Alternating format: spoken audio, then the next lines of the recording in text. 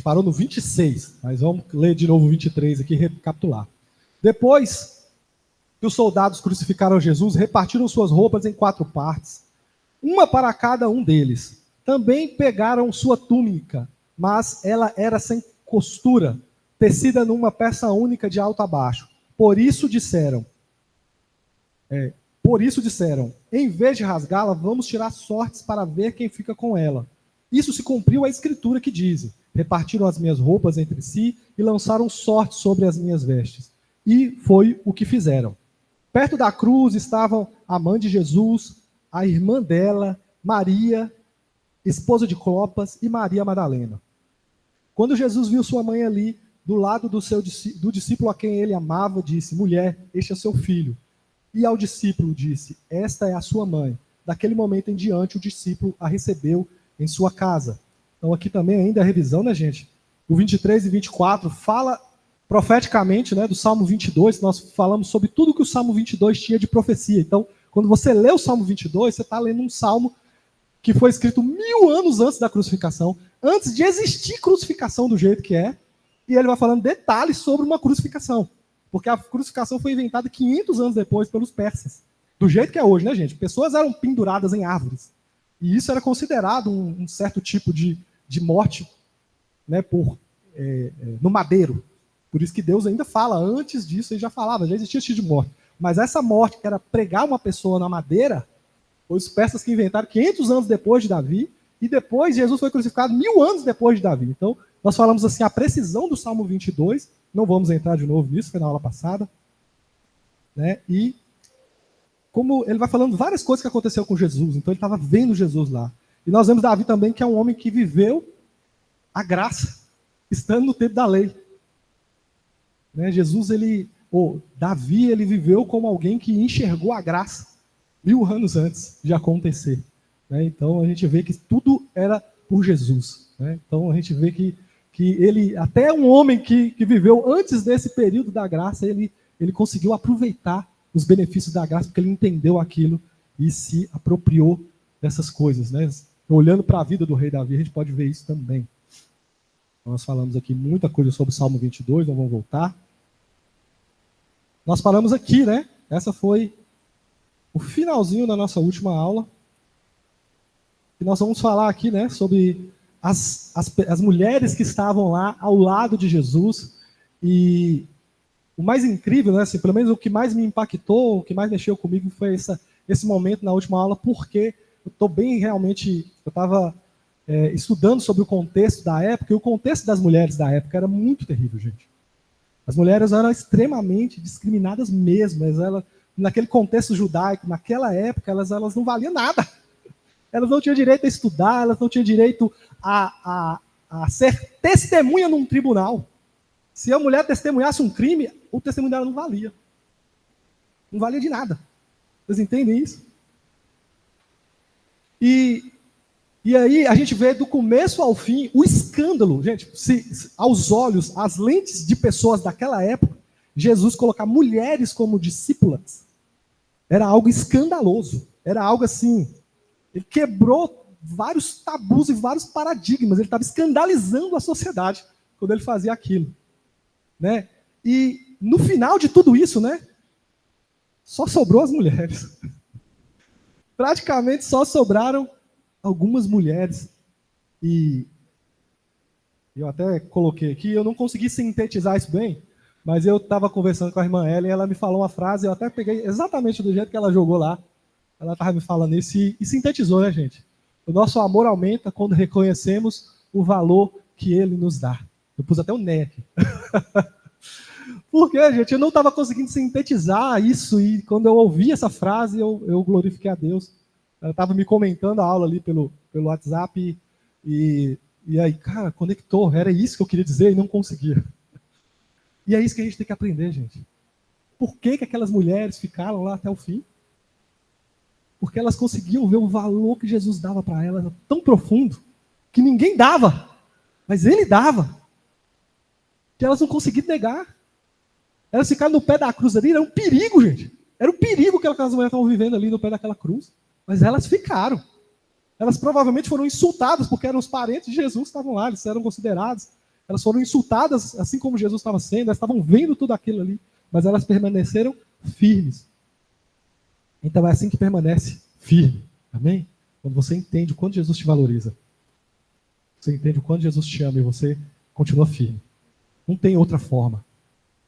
Então é por isso que nós temos que entender essa cruz maravilhosa de Jesus, entender esse sacrifício. Outra coisa, gente, 35 nós falamos também, que era uma profecia para a vida de Maria, né? Maria estava lá no pé da cruz e ela foi profetizada. Simeão profetizou quando Jesus ainda era um bebê, falou isso aqui para Maria. E você sentirá como se uma espada lhe atravessasse a alma. Então essa foi a profecia de Simeão para Maria. E ela se cumpre naquele momento quando ela está vendo o filho dela sendo crucificado, torturado, insultado, nu, em cima de uma cruz, num lugar de passagem, onde todo mundo via, escarnecia dele. Eu imagino a dor e o sofrimento que aquela mãe estava naquele momento, gente.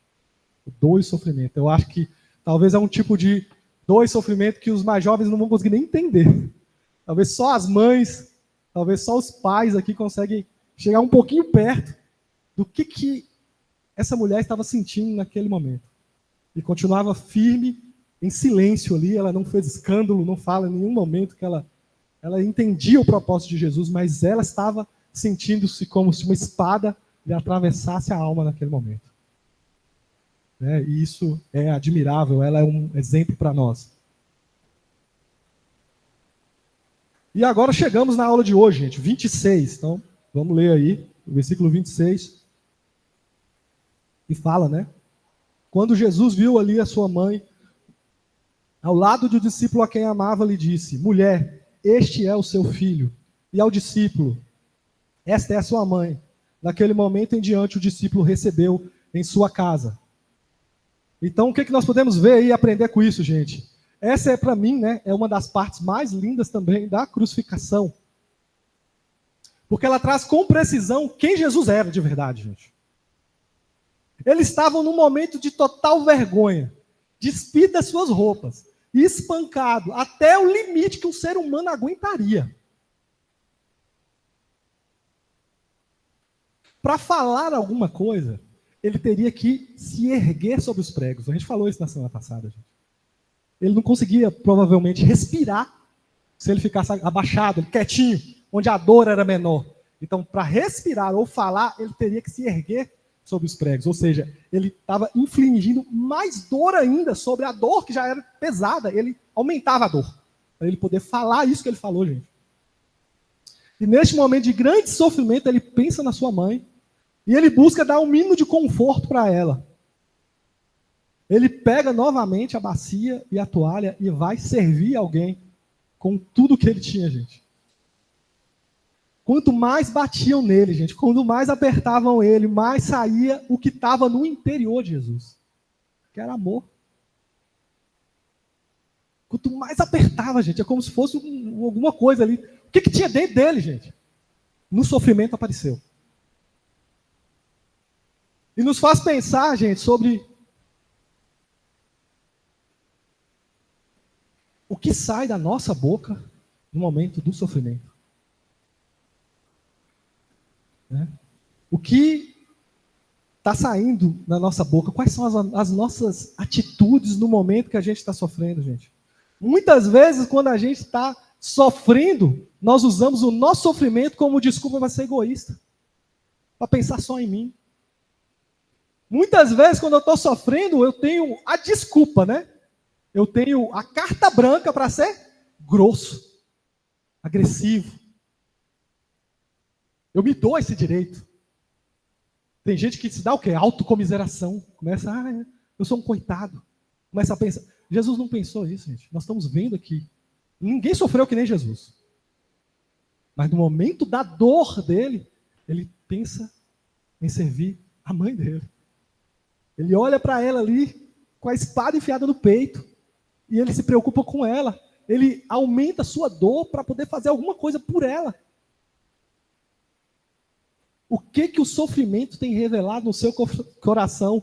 Pois o sofrimento de Jesus estava passando não produziu esse amor, gente. O sofrimento que Jesus estava passando estava revelando o amor que estava dentro dele. esse amor sacrificial. Né? O sofrimento mostra a natureza. O que ele é de verdade? Você é nova natureza, por isso que fala na palavra que você tem que nascer de novo. Ou seja, você do jeito que você é, não tem como você fazer isso aqui. É por isso que nós precisamos nascer de novo para ser como Jesus. Porque quando a gente sofrer, aí vai sair aquilo que de bom está dentro da gente. As coisas boas, e não violência, e não agressividade, e não egoísmo, que eu vejo que mais acontece. Quando eu estou sofrendo, eu só penso em mim. Quando a coisa está ruim, eu só penso em mim. Mas não foi isso que o mestre fez.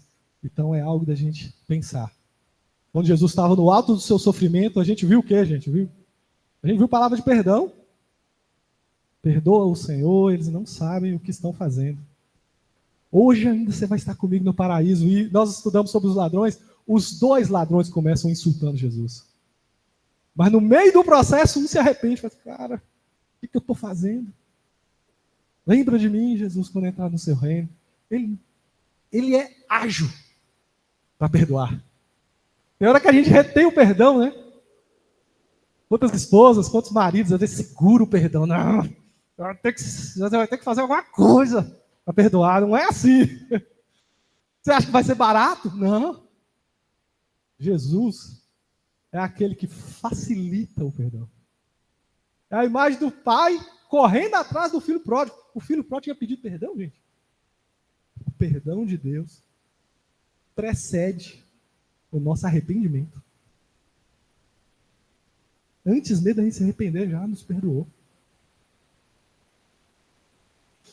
E é muito incrível a gente ver isso aqui, gente. A gente vê, né, Jesus ali, no momento de maior sacrifício, ele usa o seu último recurso, gente. O que é o último recurso? O que Jesus estava ali? Ele estava pelado, espancado, sangrando, praticamente sem sangue, pendurado numa cruz. O único recurso que ele tinha ali era o quê? Era um amigo que sobrou. Era João. Estava ali, parado. Alguém que acompanhou ele durante os 3 anos. Foi o último recurso. Eu falei assim, cara, a única coisa que eu tenho aqui, eu posso pedir um favor pro meu último amigo aqui. Mas nem vai ser para mim. Vai ser para minha mãe. Cuida dela para mim. Cuida dela para mim. Faz isso por mim. E fala que o discípulo tomou a mãe e desde então ficou com ela e cuidou dela até o final. Nós sabemos disso. E a tradição fala que não é bíblico, tá, gente? A tradição cristã fala que Maria acompanhou João durante toda a vida e tem, se eu não estou enganado, tem o túmulo de Maria em Éfeso. Foi lá onde João também terminou a carreira e ela ficou lá com ele até o final. Mas, claro que isso aí é tradição. Isso não é bíblico, tá? Não é Bíblia. Vamos pro próximo. Vamos seguir, gente? 28. Gente, e uma coisa que me ocorreu sobre isso, que a cruz é um lugar de conexão. Isso não está nem escrito aqui. Na verdade, isso me ocorreu no meu tempo de escrever e nem de pensar. Mas a cruz é esse lugar onde Jesus começa a conectar as famílias. Né? Tá aí filho, sua mãe, tá aí mãe, o seu filho. Então, quando você está diante da cruz, você pode olhar para o lado aí e falar, tá aí. Você pode ouvir Jesus, tá aí a sua irmã. Irmã Ellen, tá aí, seu irmão. Irmã Ellen. Olha uma pessoa do seu lado aí. Tenta enxergar Jesus falando, tá aí, ó, sua mãe. Tá aí o seu filho, tá aí a sua irmã, tá aí o seu irmão. Na cruz nasce essa conexão que nós temos, gente. É lá. É por causa do sacrifício, é porque ele fez por nós, é que a gente vai ter que se perdoar. A gente vai ter que se amar. Você não escolhe irmão, não. É o pai que escolhe os seus irmãos. Eu já fiz esse comentário aqui. A Agatha, ela não teve escolha. A gente chegou com Yasmin lá e toma. Agora é sua irmã. Se vira com essa informação. Ama ela, cuida dela. E vice-versa. E muitas vezes a gente tem escolhido a irmandade por conveniência. Eu quero uma igreja que tem um ministério X infantil, que tem estacionamento, que tem ar-condicionado, que a mensagem é desse jeito, e começa a se fazer aquele evangelho de conveniência, o evangelho de consumismo. O que a igreja tem para me oferecer? Chega, gente. Crente maduro não é aquele que só fica se alimentando do evangelho, só se alimentando. Que hora que você vai doar? Que hora que você vai fazer pelo mestre? Você só vai se servir a vida toda da família da fé? Então a cruz é esse lugar de conexão. Esse lugar onde Jesus olha para você e fala assim, ó, tá aí a sua irmã. Tá aí seu irmão. Tá aí sua mãe. Tá aí o seu filho. E aí a gente vai formando essa família da fé. Né? 28, aqui já é... Vamos falar sobre a morte de Jesus.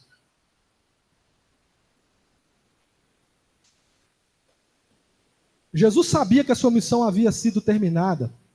E para cumprir as escrituras disse, estou com sede. Havia ali uma vasilha de vinagre, de modo que ensoparam uma esponja no vinagre, e a colocaram na ponta de um caniço de isopo, e a ergueram até os lábios de Jesus. Depois de prová-la, Jesus disse, está consumado. Então inclinou a cabeça e entregou o seu espírito. Então a primeira coisa que a gente vai ver, gente, é o vinagre. Era um tipo de vinho estragado.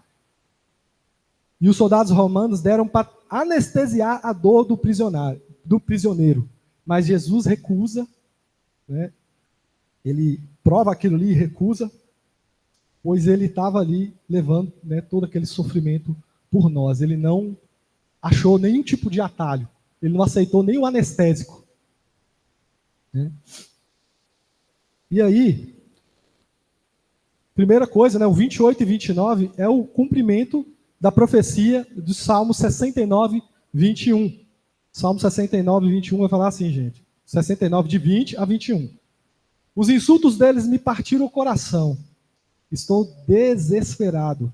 Se ao menos alguém tivesse piedade de mim, quem dera viesse me consolar. Em vez disso, põe veneno na minha comida e oferecem vinagre para matar a minha sede.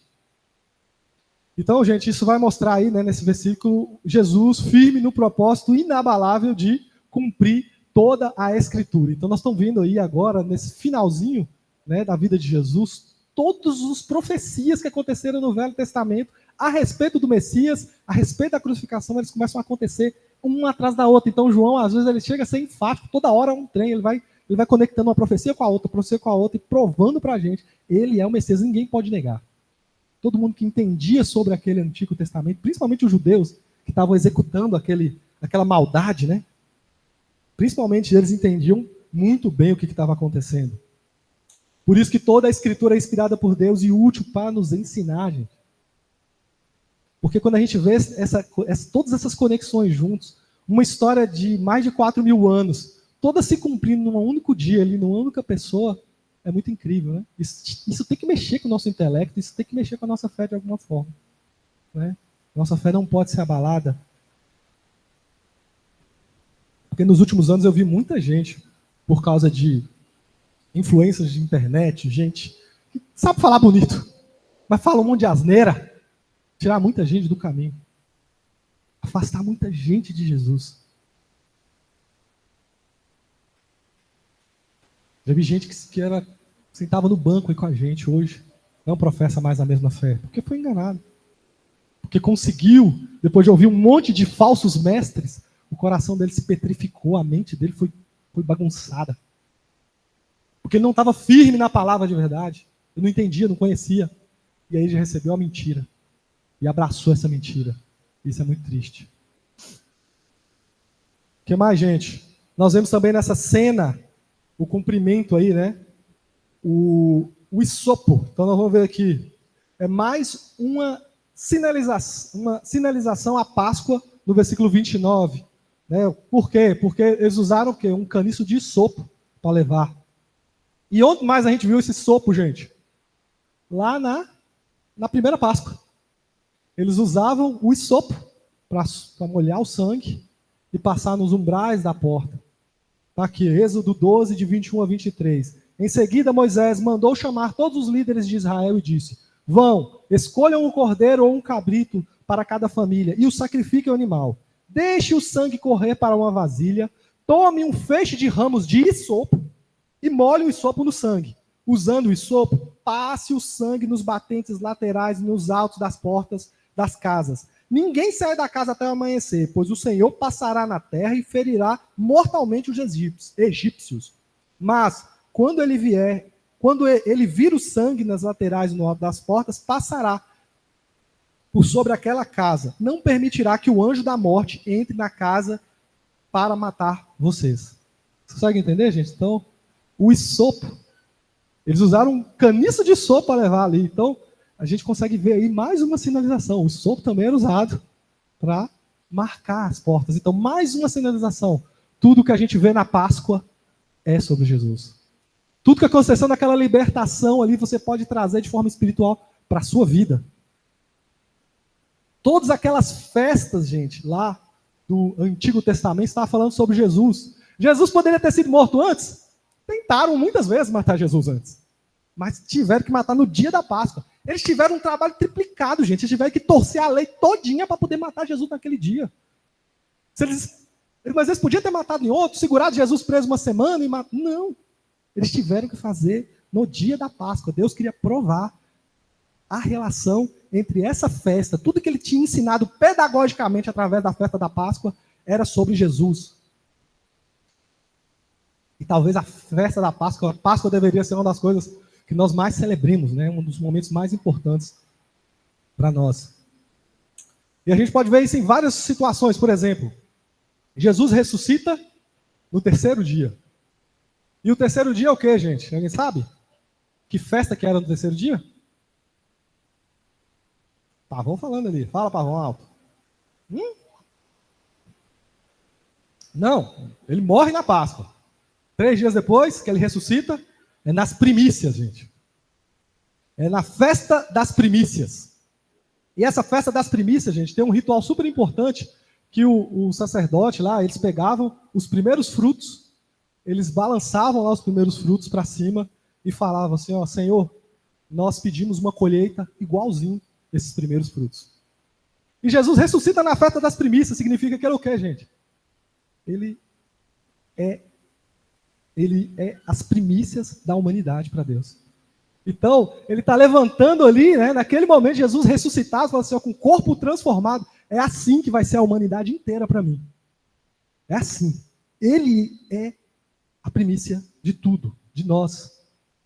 E logo depois, 50 dias depois, é o quê, gente?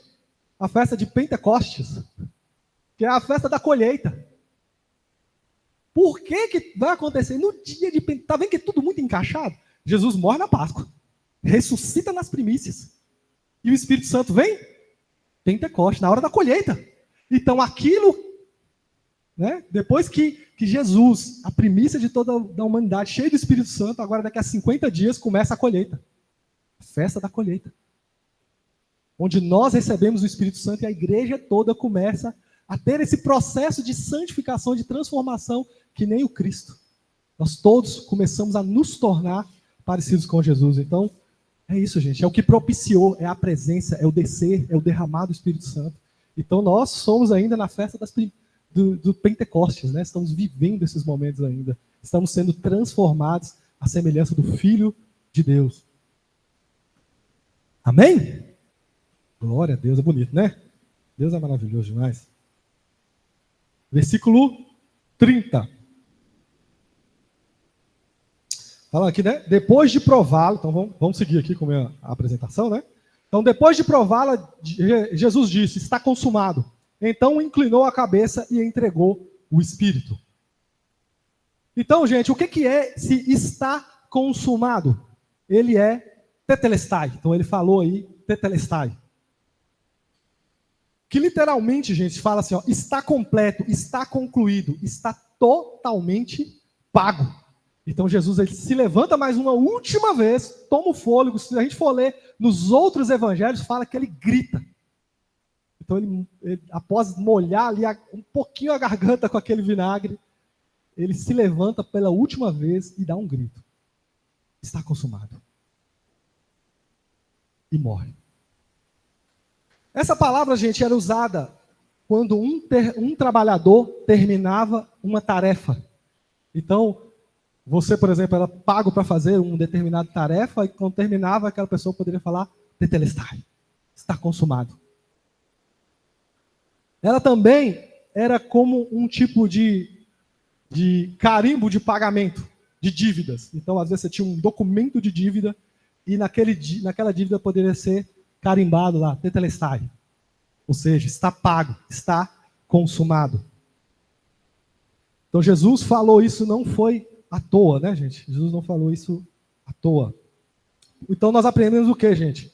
A obra da salvação foi totalmente cumprida naquele momento.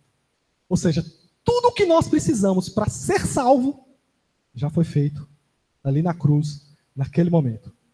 Então, não se deixe enganar, porque muita gente hoje em dia está tentando fazer com que as pessoas agreguem coisas à salvação. Você precisa ser salvo e fazer mais isso, e dar a oferta X, e fazer mais aquilo, e cumprir tais rituais. Não.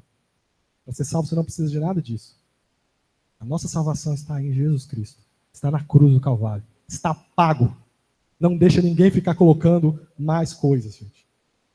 Hebreus 10, 14 fala, porque mediante a uma única oferta, ele tornou perfeito para sempre os que estão sendo santificados. Uma única oferta é o suficiente.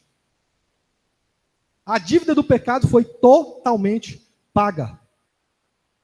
Nós também temos isso, podemos ver dessa forma. Vocês estavam mortos, Colossenses 2, vocês estavam mortos por causa dos seus pecados e pela incircuncisão da sua natureza humana. Então Deus lhe deu vida com Cristo, pois perdoou todos os seus pecados. Ele cancelou o registro de acusação que era contra nós, removendo-o e pregando na cruz. Toda a nossa dívida. Ou seja, você não deve mais nada. Você pode ter feito um monte de coisa errada na vida. Você pode ter sido um grande pecador, mas você não precisa viver a partir dessa culpa. Assim que nós nos arrependemos, né?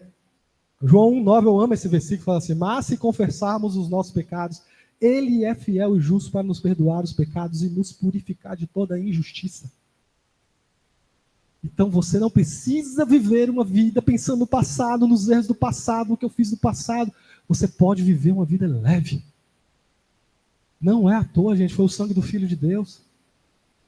E é triste quando um pai dá um presente para um filho e o filho não usufrui. Já pensou, Carol, você dá um presente magnífico para a Rafinha e depois você vê ele jogado no chão, enfiado debaixo de uma cama. Não dá uma tristeza? Assim também é o nosso pai. Muitas vezes ele fez todo esse sacrifício magnífico por nós e a gente não vive. A gente vive uma vida triste, uma vida culpada.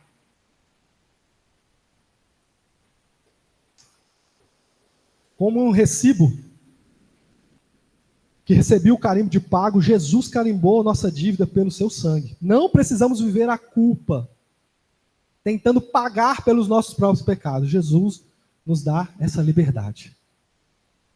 Amém? Outra coisa que nós vemos aí na cruz, gente, todas as profecias do Antigo Testamento sobre o Messias sofredor foram realizadas. Então, mais uma coisa. Então, quando ele fala, tetelestai, está consumado, está pronto, está pago. Ele está falando sobre tudo isso, gente. A obra da salvação está totalmente concluída, a dívida do pecado foi totalmente paga. Todas as profecias que Deus falou, todas aconteceram. E isso, gente, de certa forma, né, ele tem que trazer para o nosso coração confiança. Por quê? Porque tudo que Deus promete, Ele cumpre. Tudo que Ele prometeu nessa palavra, pode ter certeza, vai se cumprir. Assim como tudo o que Ele prometeu, tudo que Ele profetizou através ali do Messias, aconteceu em Jesus, tudo o que Ele promete para a sua vida vai se cumprir, tudo que Ele promete na palavra dele vai se cumprir. Então a gente tem que descansar na fidelidade de Deus. Deus é fiel. Nada passa batido.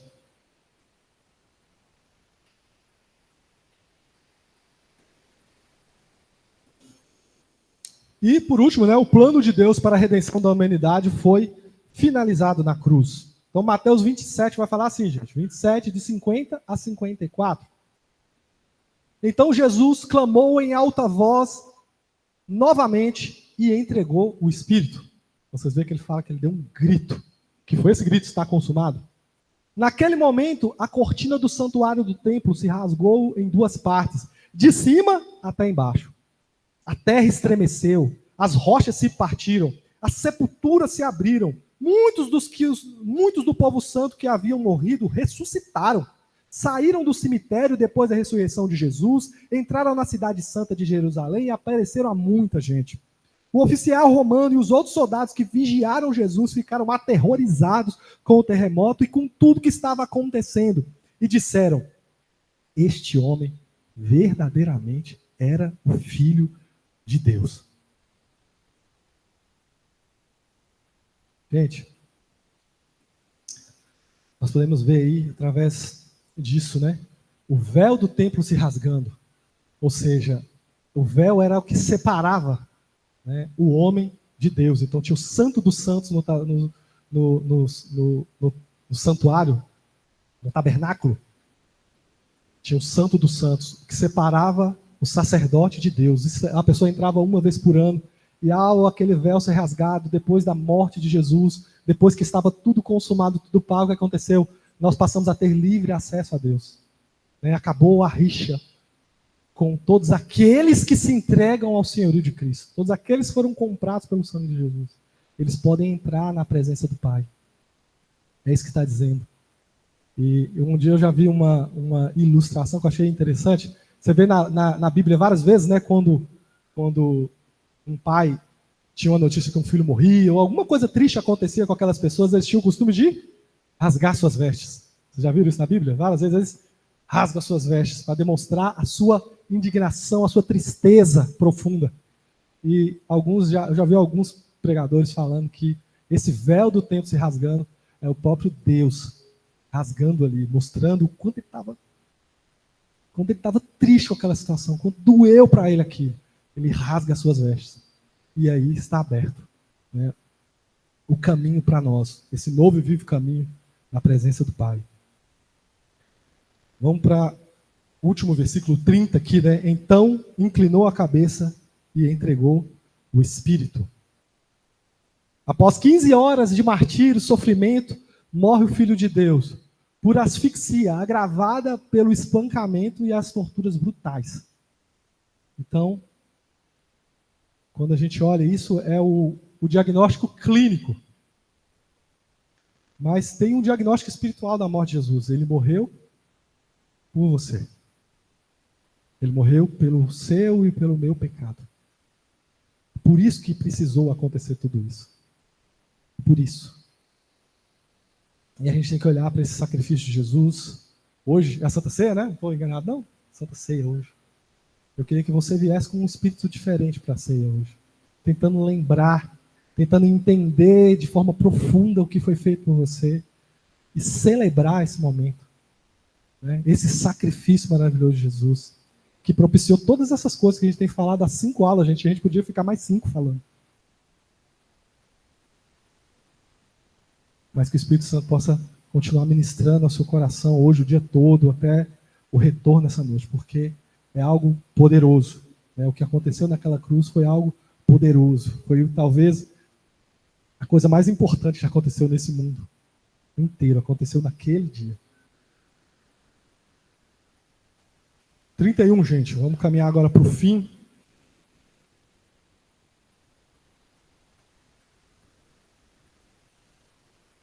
Era o dia da preparação e os líderes judeus não queriam que os corpos ficassem pendurados ali até o dia seguinte, o que seria um sábado muito especial. Por isso pediram a Pilatos que mandasse quebrar as pernas dos crucificados e removê-los. Assim os soldados vieram para quebrar as pernas dos... Assim os soldados vieram, quebraram as pernas dos 2 homens crucificados com Jesus. Mas quando chegaram a Jesus, viram que ele estava morto e, portanto, não quebraram as pernas. Um dos soldados, porém, furou o seu lado com uma lança e no mesmo instante correu sangue e água. Essa informação provém de uma testemunha ocular. Ela diz a verdade para que vocês também creiam. Então o João está falando de si. Gente, eu vi. Saiu sangue e água. Ninguém me contou. Foi eu que vi. Então nós estamos vendo uma testemunha de primeira mão, falando que viu o que está relatando aqui. Por isso ele quis dar certeza do que aconteceu. Essas coisas acontecem para que se cumprissem as escrituras. Nenhum dos seus ossos será quebrado, e olharão para ele a quem transpassaram. Então, gente, vamos para os ensinos agora. Versículo 31, primeira coisa que a gente vê, os fariseus reclamando dos corpos, gente.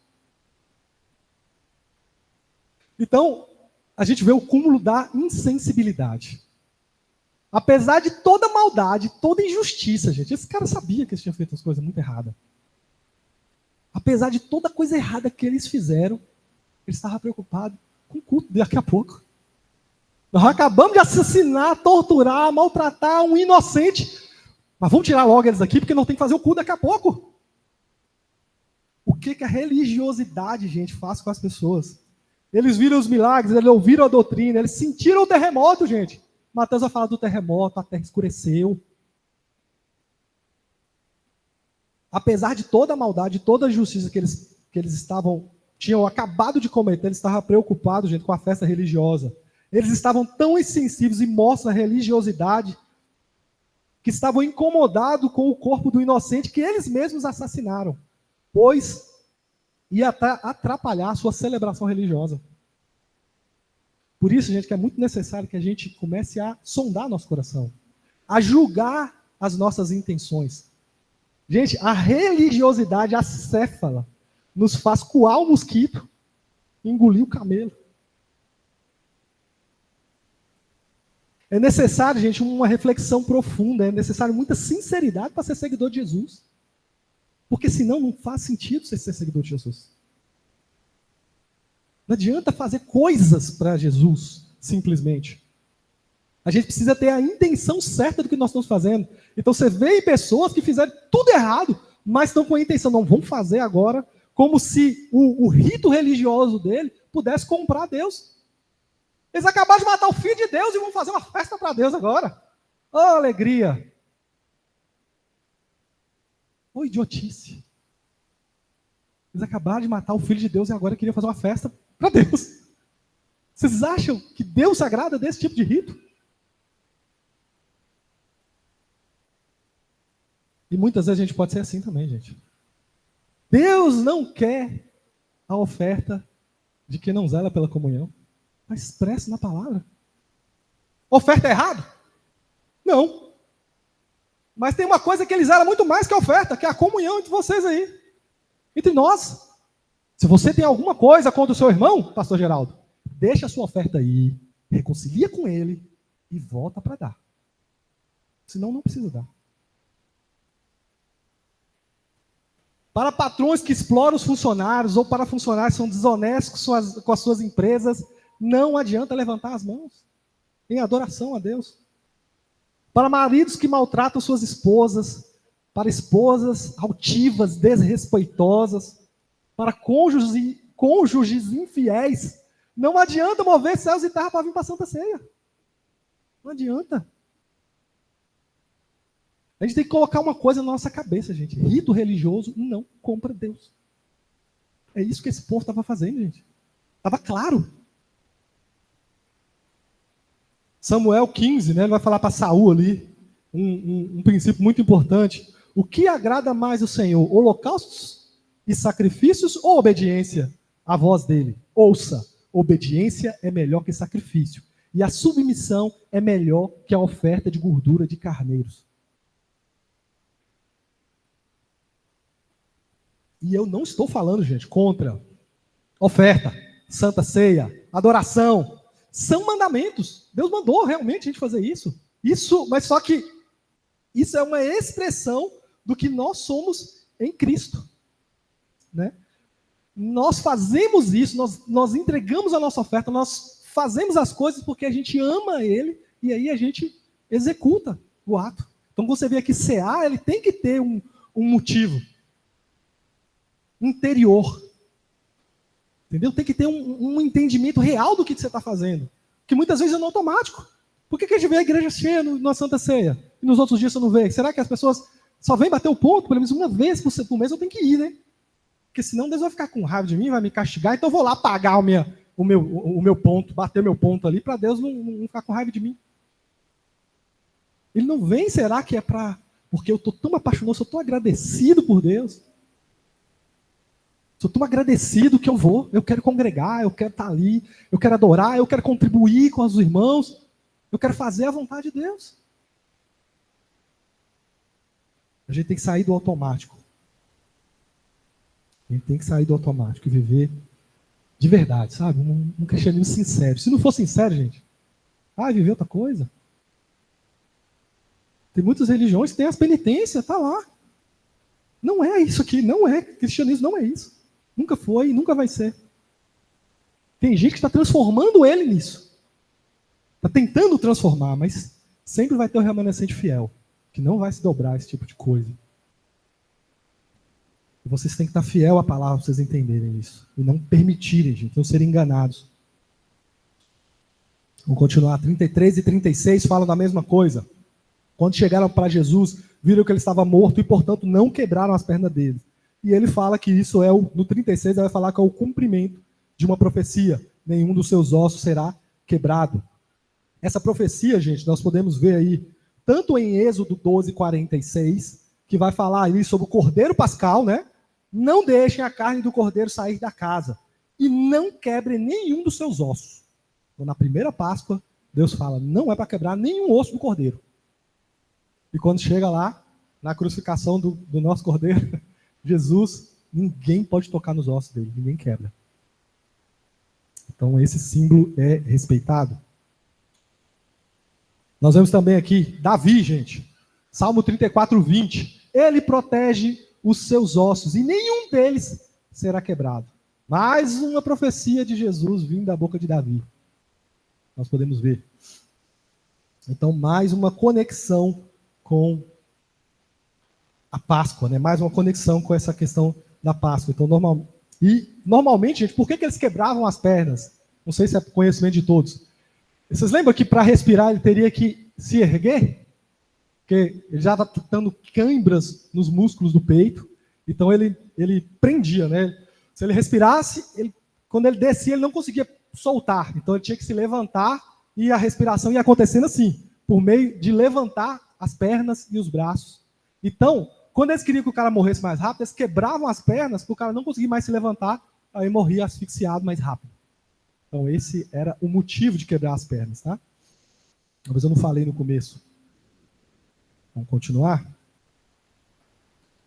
Outra coisa, os soldados, um dos soldados, né, porém, furou o seu lado com a lança, e no mesmo instante correu sangue e água.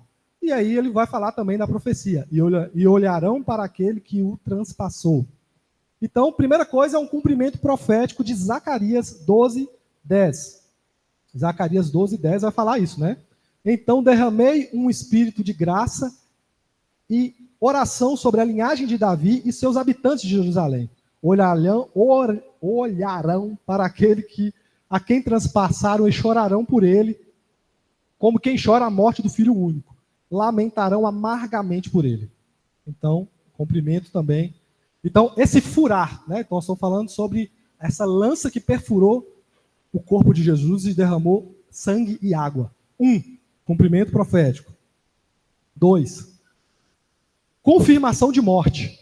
Então, a saída do sangue e água indicam que Jesus realmente morreu.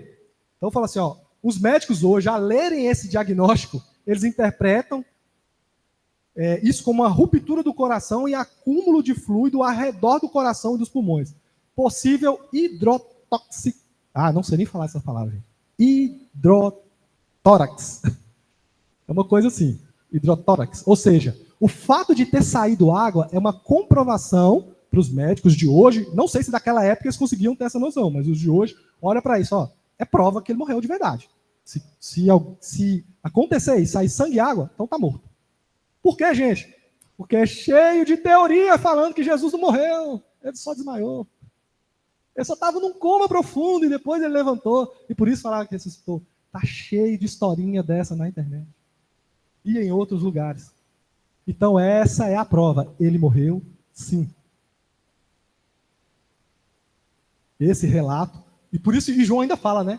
Uma testemunha ocular. Eu não estou falando de que eu ouvi dizer, não. Eu vi. Eu afirmo isso. E outra, eu estou disposto a morrer por essa verdade. O apóstolo João sempre esteve disposto a morrer por essa verdade. O que mais, gente? Nós vemos aí. Então agora nós temos um símbolo espiritual também sobre isso, né, gente? O sangue e água, que representa aí salvação e purificação. Né? O sangue nos redime. Então a representação, né? O sangue nos redime. Efésios 1:7. Ele é tão rico em graça que nos comprou a liberdade com o sangue do seu Filho. Ele nos perdoou. E água, né, gente, nos purifica. É o símbolo da purificação. O que é nascido da carne é carne, o que é nascido do Espírito.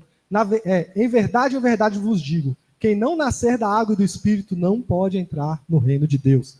Então nós vamos ver sempre esse símbolo na Bíblia, né? O sangue como a salvação e a água como a purificação. Então é isso que também a cruz de Jesus representa para nós, né? Salvação e purificação. Ou seja, não adianta você se converter, você é salvo, mas também você é purificado dos seus pecados. Você começa a ter poder agora para vencer o pecado. Né? Para viver uma vida de pecado de qualquer jeito, o resto da vida, sem se importar com isso. Né? Desprezando o sangue da aliança. A gente começa a viver uma vida. E outra coisa, gente, que a gente pode ver também é um símbolo da igreja, né? O novo Adão e a nova Eva. Adão saiu de onde? Do lado de Adão, né? Da costela de Adão. Então nós também temos essa representação. A partir da morte de Jesus, a comprovação da morte de Jesus, o que nasce, gente? A igreja. A nova Eva. Nasce dali, daquele momento, do sangue e da água. Né? 1 Coríntios 15:45 fala assim, pois está escrito, o primeiro homem, Adão, se tornou um ser vivente, mas o último Adão é espírito vivificante. Então nós temos esse símbolo aí também, através desse furar aqui, né, da costela de Jesus, aquele lado de Jesus ali, vai nascer também a igreja. Como o novo Adão e a nova Eva, nesse novo tempo agora da graça. 38, gente. Vou falar aqui agora a última coisa, que é o sepultamento de Jesus. Vou pedir só um pouquinho mais de tempo de vocês. Vou ser bem objetivo. Então, depois disso, José de Arimateia, que tinha sido discípulo secreto de Jesus, porque temia os líderes judeus, pediu autorização a Pilatos para tirar da cruz o corpo de Jesus. Quando Pilatos lhe deu permissão, José veio e levou o corpo. Estava com ele Nicodemos, o homem que tinha ido conversar com Jesus à noite. Nicodemos trouxe cerca de 35 litros de óleo perfumado e mirra, feito de mirra e aloés. Seguindo os costumes judaicos de sepultamento, envolveram o corpo de Jesus em lençóis compridos de linho, junto com essas especiarias. O local da crucificação estava próximo do jardim, onde havia um túmulo novo que nunca havia sido usado. Como era o dia da preparação para a Páscoa judaica, e uma vez que o túmulo ficava perto, colocaram Jesus ali. Bem, então, acabamos agora o texto. Vamos passar os últimos ensinos aqui, desse finalzinho, do sepultamento de Jesus. E aí eu vou falar sobre José de Arimateia. Né? Vou falar rapidamente quem era José de Arimateia. Está lá em Lucas 23, 51. 50 e 51 fala assim, ó, eis que havia um homem chamado José, membro do Sinédrio. Então, a primeira coisa, José de Arimateia, ele era membro do Sinédrio. Aquele que condenou Jesus, fez todas aquelas maldades. Um homem bom e justo, que não tinha concordado com o plano e a ação dos outros. Então, Lucas vem falando que ele estava ali no Sinédrio, mas ele não estava concordando com a maldade que estavam fazendo, a injustiça que estavam fazendo com Jesus ali. Era natural de Arimateia, cidade dos judeus, e esperava o reino de Deus. Então, isso vai falar sobre o José de Arimateia. Então, isso é quem ele era, né? Nós já falamos aqui, Lucas 23, 50, 51. O cumprimento profético, gente. Então, o José de Arimateia, ele foi usado por Deus para cumprir uma profecia. Isaías 53, 9, fala assim, ó, designaram uma sepultura com os ímpios. Então, Jesus ia ser enterrado onde, gente? Se não for José de Arimateia? como indigente lá junto com os outros presos. Mas com o rico teve a sua morte. Então, você vê que foi para cumprir essa profecia, né? Ele é um símbolo de um discípulo verdadeiro. Mesmo em segredo, ele aguardava o reino de Deus e no momento certo tomou atitude visível e corajosa. Então nós vemos aí uma pessoa, né, que ficou silenciosa até o último minuto. Mas quando ele viu Jesus, depois da sua crucificação, tudo aquilo, mexeu tanto com ele, que ele, cara, eu vou aparecer. E ele saiu do anonimato e passou a abertamente, né, se arriscar, gente. Como membro do Sinédrio, ele se arriscou muito também. Você vê um monte de gente se arriscando por Jesus depois de morto, né, gente? Que é uma coisa incrível. Eles não tinham nada para receber, eles não iam receber nada. Ou eles não esperavam receber nada, Jesus já tinha morrido. Mas ele entendia quem Jesus era de uma forma tão profunda, ele falou assim, ó, vale a pena eu me sacrificar. E o túmulo novo também é um sinal, uma prova, que quando Jesus saiu dali, não tinha como dizer que tinha outro corpo lá, só tinha o dele.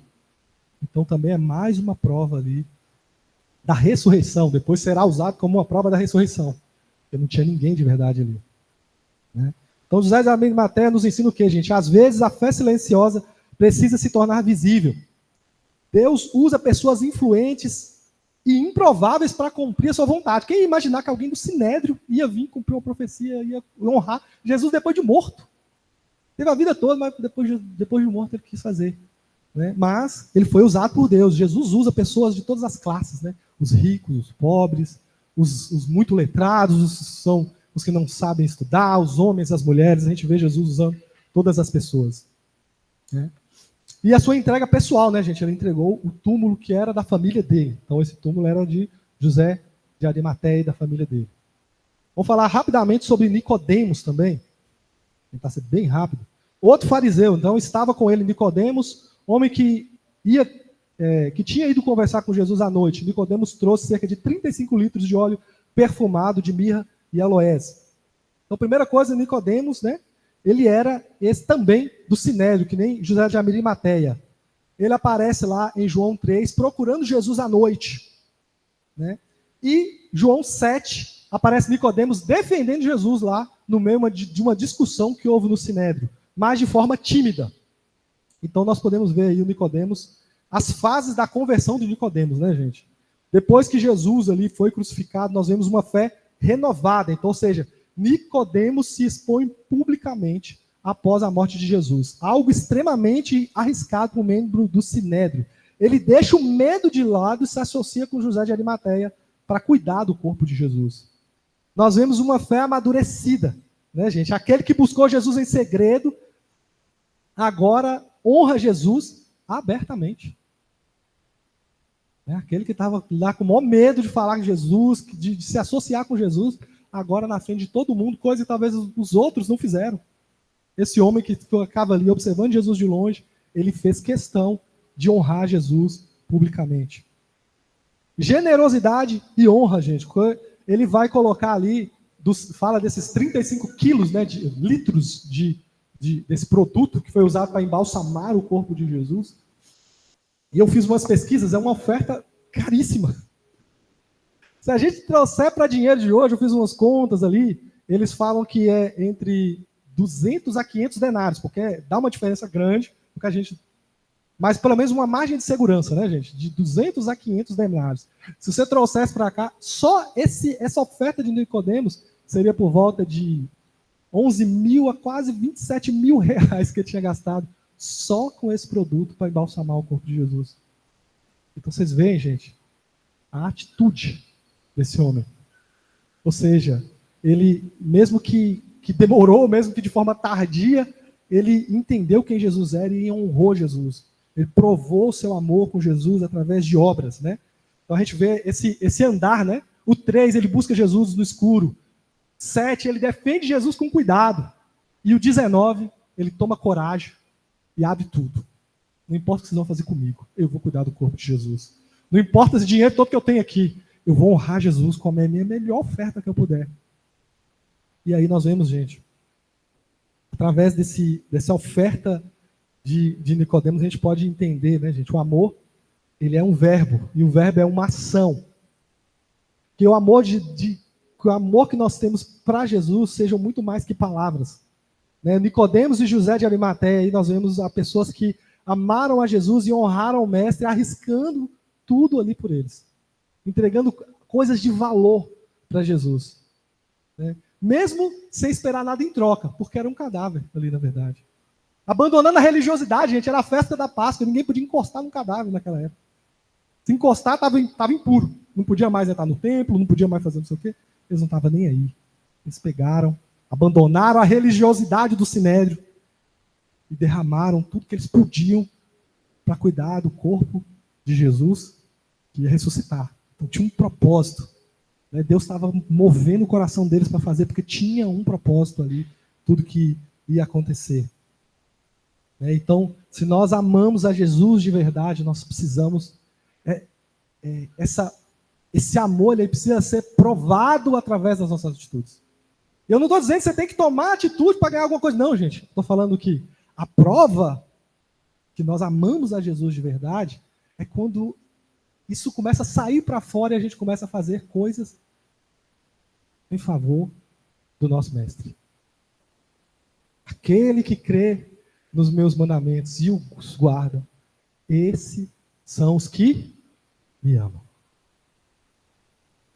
Mas muitas vezes nosso amor por Jesus não passa de canções. Nosso amor por Jesus não passa de palavras. Não passa de posts em redes sociais.